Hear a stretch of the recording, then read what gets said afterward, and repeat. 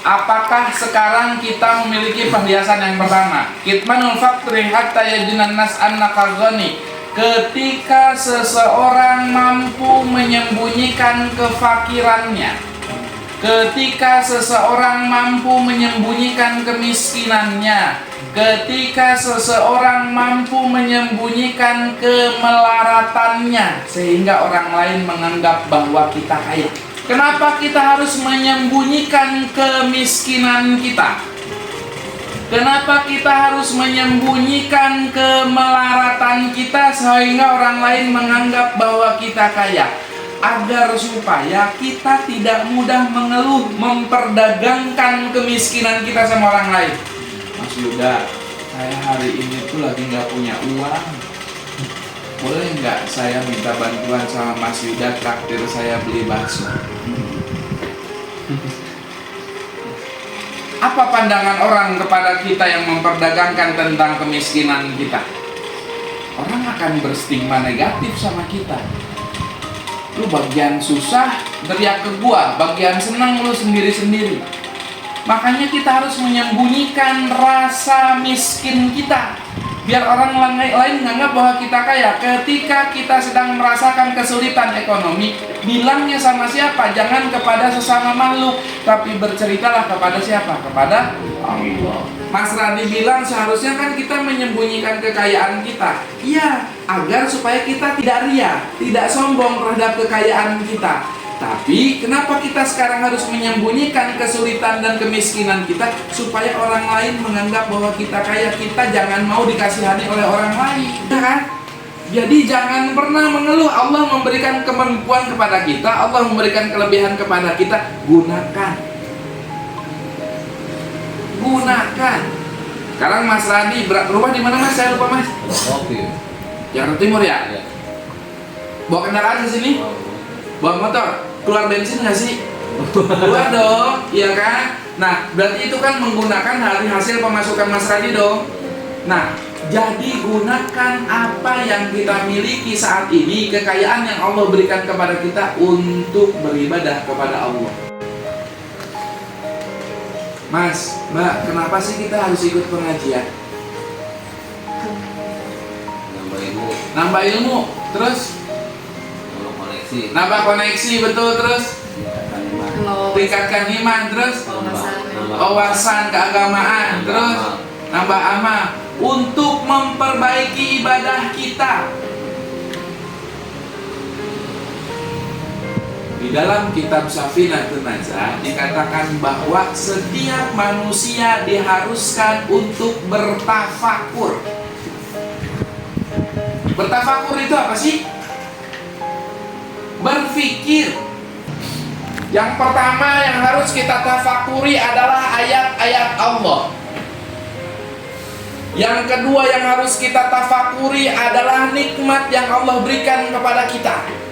Yang ketiga yang harus kita tafakuri adalah janji yang Allah berikan kepada kita. Yang keempat yang harus kita tafakuri adalah siksaan yang Allah akan berikan kepada kita. Yang kelima yang harus kita tafakuri adalah ketika diri kita sudah mulai kehilangan arah sehingga tidak mau untuk beribadah kepada Allah. Kata Allah berjanji di dalam Al-Quran, Allahul ladzi khalaqakum tsumma rajaqnakum tsumma yumitukum tsumma yuhyikum. Allahul ladzi khalaqakum, Allah yang telah menciptakan kita semuanya. Mas Adi diciptakan oleh Allah, Mas Yuda diciptakan oleh Allah, Mbak Adis diciptakan oleh Allah, Mas Noval diciptakan oleh Allah. Tidak hanya menciptakan kita, tapi Allah juga menciptakan berikut dengan rezekinya. Selain itu, Allah sudah menjanjikan semuanya kepada kita. Surga yang Allah belum janjikan kepada kita, kenapa kita lalai kejarnya? Emang kita siapa Mas Radi? Punya orang dalam di surga. Yang terakhir yang harus kita tafakuri adalah rasa malu di dalam diri kita ketika kita sudah lalai menjalankan perintah Allah. Pernah nggak kita berjamaah rame-rame meninggalkan sholat? Pernah nggak? Kita lagi nongkrong nih, kita nggak sholat, bareng-bareng rame-rame. Pernah nggak? Nah, Pernah. Cuek aja nggak? cuek. Cuek aja dong. Ya kan? Kita cuek aja karena itu. Kita udah nggak ada rasa malu sama Allah. Perhiasan yang kedua yang harus ini adalah wakitmanul ghadabi hatta yajunan nas annaka radhi. Ketika seseorang mampu menyembunyikan emosinya, ketika seseorang mampu menyembunyikan rasa marahnya, sehingga orang lain menganggap bahwa kita ridho. Ini suku pendek semua nih. Mas Radi suku pendek ya? Mas Yuda juga suku pendek ya? Ya. Nah, kita harus bisa nekan ego kita nih. Kita harus bisa nekan emosi kita. Apa sih yang kita sombongkan sehingga kita bisa marah-marah sama orang, Mas? Orang itu men-trigger saya gitu. Iya. Berarti kita egonya tinggi. Iya. Nggak mau di-trigger sama orang lain. Nah, dapat nih, berarti nih perhiasan dalam diri Mas Radi ada satu nih. Ya, Tapi dengan nggak mungkin.